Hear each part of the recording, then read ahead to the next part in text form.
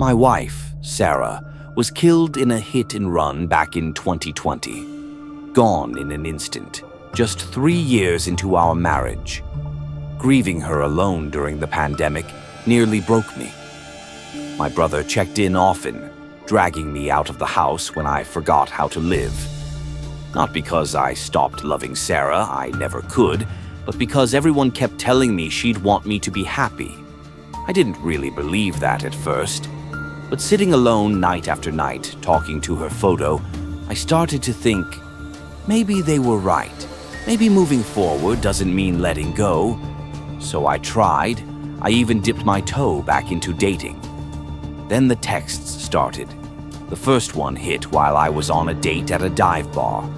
My phone buzzed. Sarah's old number. The message? Nothing. Just a blank space. I brushed it off as a glitch.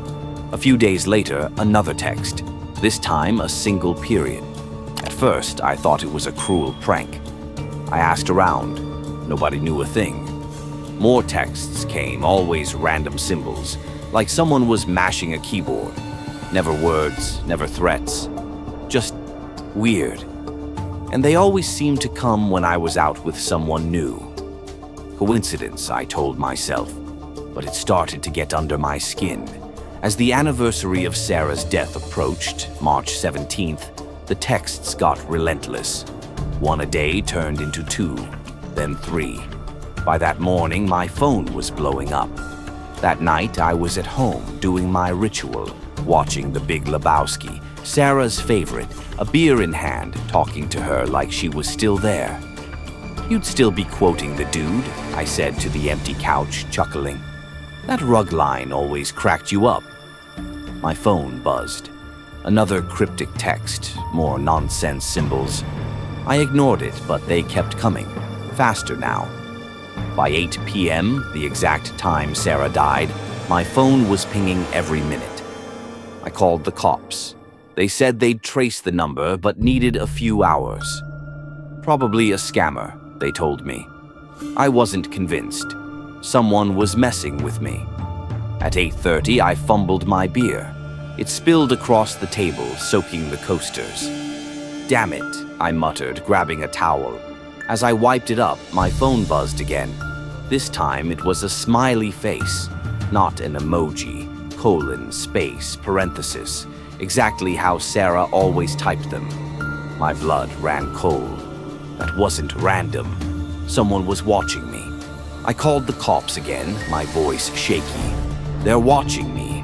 They sent a smiley face right after I spilled my beer." "Stay calm," they said. "We'll call you back in 10.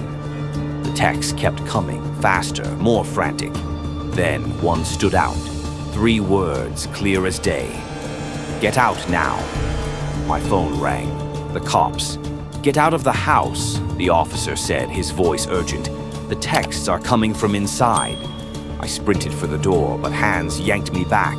I crashed to the floor, pain exploding in my chest. I looked up. Sarah's dad, his face twisted with rage.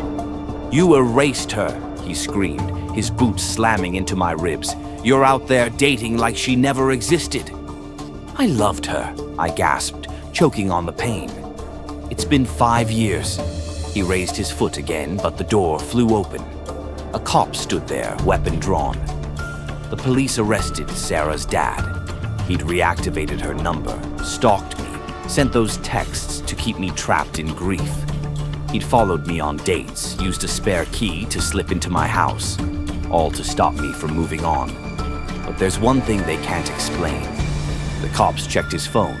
It only had symbols and smileys, no words. Not "get out now." Sometimes I wonder if Sarah was still watching over me.